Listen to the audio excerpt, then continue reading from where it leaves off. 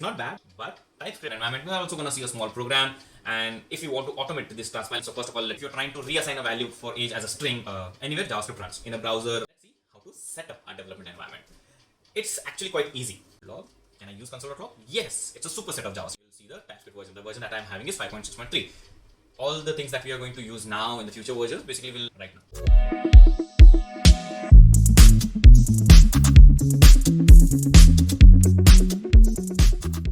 Hey guys, welcome to our channel KnowledgeKeen, and this is your friend Wasim, and today we are back with a new topic altogether that is called as TypeScript. So yes, previously we were learning React, but we learned React with JavaScript. So JavaScript is not bad, but TypeScript is again like it's a superset of JavaScript, where what JavaScript does not give you is a better development experience, code formatting, like code organizations, object-oriented concepts, and all these concepts basically we are having in TypeScript, which we didn't have it in JavaScript. So from here on we'll be learning TypeScript. So the first chapter today, what we are going to learn is what is TypeScript, why we are going to use it, what are the fundamentals, and basically how to configure a TypeScript so that we can use it in our development. Just to start with, all the latest browsers we have today do not run TypeScript directly. We just have to simply convert it to JavaScript so that the browsers understand what is the actual code running behind, and then it simply converts it to the browser understandable form, and we run the actual JavaScript in the browser itself. So what we are going to see is this. So the first thing in this chapter, basically we are going to see the introduction to TypeScript, how TypeScript transpilation is done, what is actually transpilation, when to use TypeScript, how to set up the development environment. We are also going to see a small program, and if you want to automate this transpilation, so first of all let's understand what is transpilation and what are the built-in types we have in TypeScript. So why TypeScript? So TypeScript adds additional syntax to JavaScript to support tighter integration with your editor. So TypeScript as I said, like TypeScript is development friendly. It gives you a lot of understanding. Like for example here, as I've shown in the top corner, like let age is number. So we have declared as let age is equal to 10, but if you're trying to reassign a value for age as a string, it will not allow you to do that. And this is kind of benefit what we have with TypeScript in an existing editor. The editor that I'm using is VS Code, but obviously what we used in our React examples. So TypeScript converts JavaScript, as I told you before, which runs anywhere anywhere JavaScript runs, in a browser, on Node.js, or in your apps and everywhere. TypeScript understands JavaScript and uses type inference. So what is type inference? Again, a small screenshot that I have given you, that okay, let age equal to 10. So the type itself, it automatically TypeScript understands that okay, the age that you have declared is number because of the value itself. So without any additional annotation. So you don't have to say that let age. In TypeScript we are going to see how to annotate things. So like we are going to do it using colon. So let age colon number. So we are going to predefine our values, not values but types. Type of a value is equal to 10. TypeScript uses compile time checking. So every time, what is compile time checking? Basically it compiles and see before you run itself, you are going to get the errors. So transpilation. So we are talking about transpilation, but what is actually a transpilation? So TypeScript transpilation is nothing but simply what it does is it takes your TypeScript code, the compiler compiles it, it makes into JavaScript, and the browser basically understands JavaScript, so the browser executes the JavaScript code.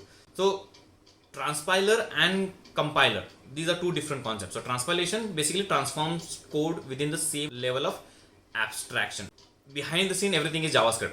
So as we said at the first statement was TypeScript is a superset of JavaScript. So both are on the same level of abstraction. Compilation converts to a lower level code. So for example, if you are running Java or C, CPP, all these languages, when you basically compile it, it converts into a low level machine understandable form, and that's how this the difference is between the transpiler and the compiler. So if you see all the TS files that we have, so basically whenever we are running a TypeScript file, we give the extension as .ts. Till now we were giving it as .js or JSX, but from here on we will be giving the TypeScript files as .ts. So .ts TypeScript, and the compiler compiles it, and it basically makes it JavaScript converted files. So it will automatically have the JS extension. We are going to see how this is exactly working. So when to use TypeScript? JavaScript, simple small scale applications, to-do list and all of that was using JavaScript. Simple and very easy small scale projects, that is fine. Whereas TypeScript, many major applications, big company level applications or industrialized applications, we use TypeScript so that we can have a standard way of doing the development. And that's why we focus more into taking TypeScript and all its like flavors, features and everything. But that's not like a hard and fast rule. So you can use JavaScript in an industrialized applications too. You can use TypeScript in a small scale application too. So it's up to you where and when and how you want to use the any of this language. Let's see how to set up our development environment. It's actually quite easy. Programming languages like React, this is internally done. You don't have to do any additional step. But for our understanding of how actually it is done, so we'll just set up a simple TypeScript application to see how actually it works. So let me run this quickly. If I just simply do this, let me declare a file called as index.ts. So let me just zoom in for you. Okay, so this is in index.ts. If I can say like console.log. Can I use console.log? Yes, it's a superset of JavaScript. So everything that you have in JavaScript, you can simply use it with TypeScript. I'll just simply say hello KnowledgeKeen people. So it's a simple statement. I have a TypeScript. If I try to run this in the normal browser, it will not understand. We just have to, because it's a TS file, we have to convert it into a JavaScript file. So how to convert it? So to do that, we simply have to have the TypeScript as a compiler first. So how to install that compiler? Again, coming back, we need to compile something to perform an operation. We need Node as a package manager. So we need Node, we need your editor, we need the package library, that is basically TypeScript. So let me open simply command prompt. Okay, and what I'll do, I'll just say npm install again. Let me just quickly zoom in for you. Install -g. Basically, I'm doing it globally install TypeScript, because we are going to compile the TypeScript files. So one package is added. That means my TypeScript, if you want to check it, I can simply say tsc -v and you'll see the TypeScript version. The version that I'm having is 5.6.3. All the things that we are going to use now in the future versions basically will understand what we are doing today. So even if the TypeScript upgrades, you don't need to worry. TypeScript does have a backward compatibility. So yes, we are able to run this TypeScript. Let me just quickly close this and open where I'm having my application right now.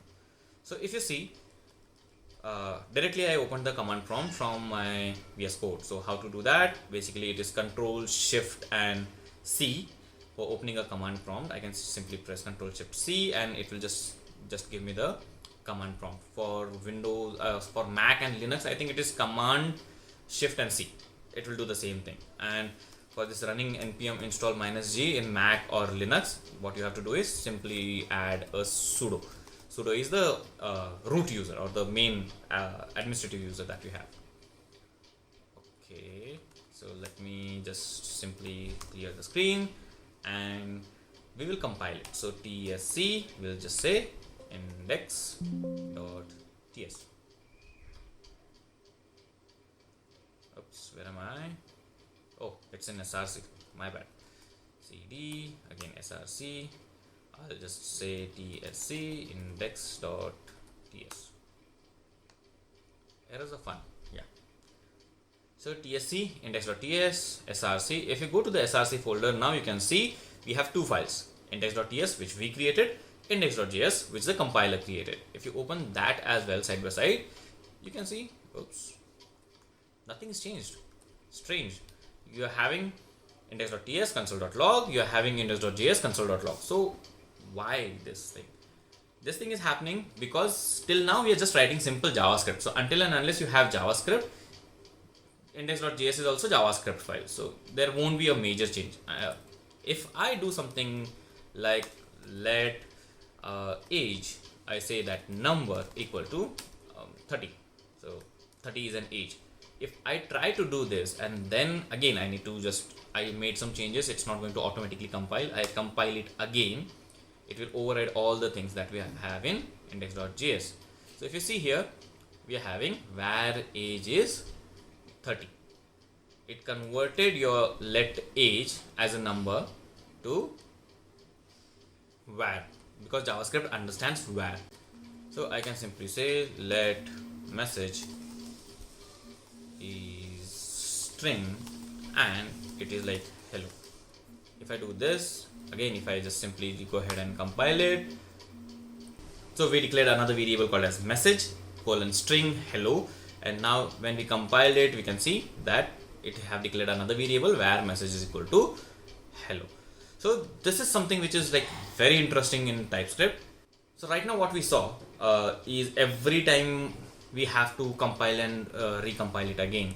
To get out of this, now we are having is an automatic transpilation. So every time you don't have to keep converting it again and again and again, so that you don't have to do the same process. So for that we have an automation. So the TypeScript automatically understands, okay, there are some changes that you have made, and simply just recompile it. To start that automation process, we have to go through a few steps. Okay, the step number 1 is initializing a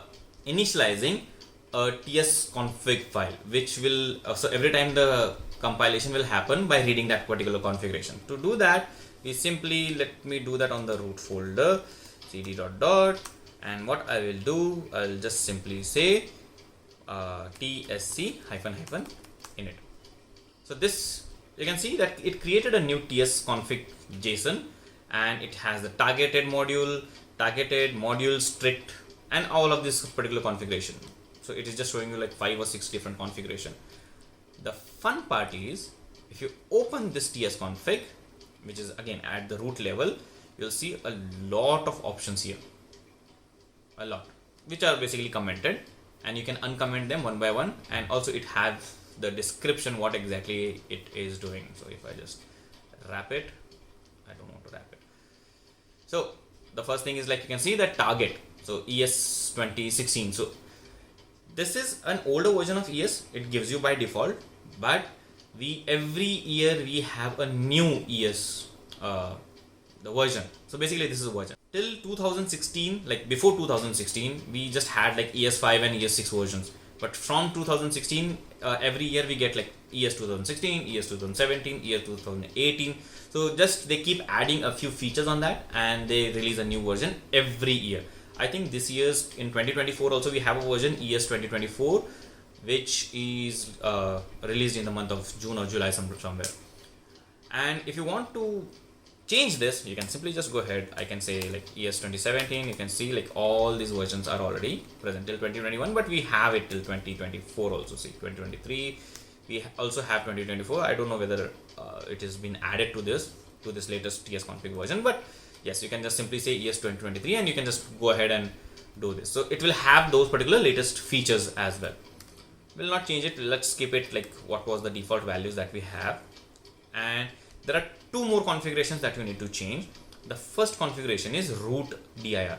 So what would be the root dir? Let me say that it is my source file. So all the TS configuration files are in my src folder, but I want to output them. So whenever these JS files are converted, I don't want that each folder has its own JS file. I want that all the JS files should be at one single place. So to do that, I'll uncomment this line, and I'll just simply say, let me say that it should be on the build level. Okay, or not output file, it should be output directory, my bad. So it should be like build. If we do this, it will just simply output all the files to this build folder.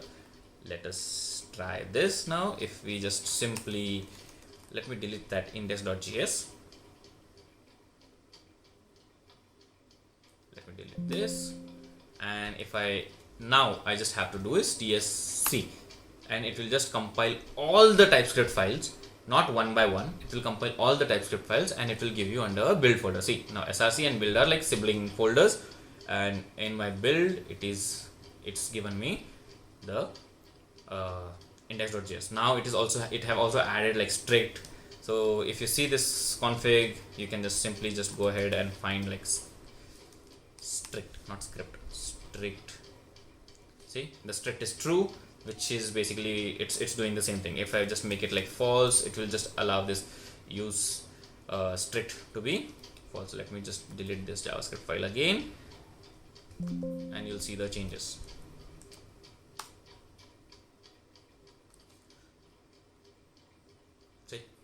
It have simply removed that use strict.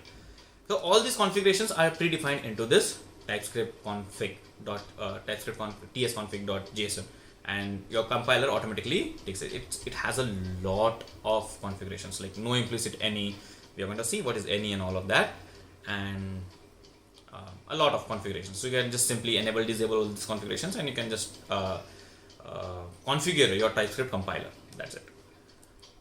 So another next interesting thing is what built-in types we have, data types, right? So in JavaScript, we simply had like number, string, boolean, null, undefined, and object. These were the predefined data types that we had in JavaScript. The same predefined data types we can use in TypeScript. Along with, there are a few more like any, unknown, never, enum, and tuple. You're going to see like any and unknown in the next chapter. And all of these in the subsequent chapters, we are going to see everything in depth, and will make TypeScript as fun. And after this, after we are done with TypeScript is a very short set of like playlist of videos. I would love to tell you that please learn TypeScript, understand TypeScript, how it works, and then we'll start with React with TypeScript and how a real life application we will develop using a TypeScript framework. So stay tuned and please like, subscribe, and comment. And if you want to learn more about React and all of these subsequent chapters, if you want to learn except TypeScript, if you want to learn something else, please do let me know in your comments. Thank you so much.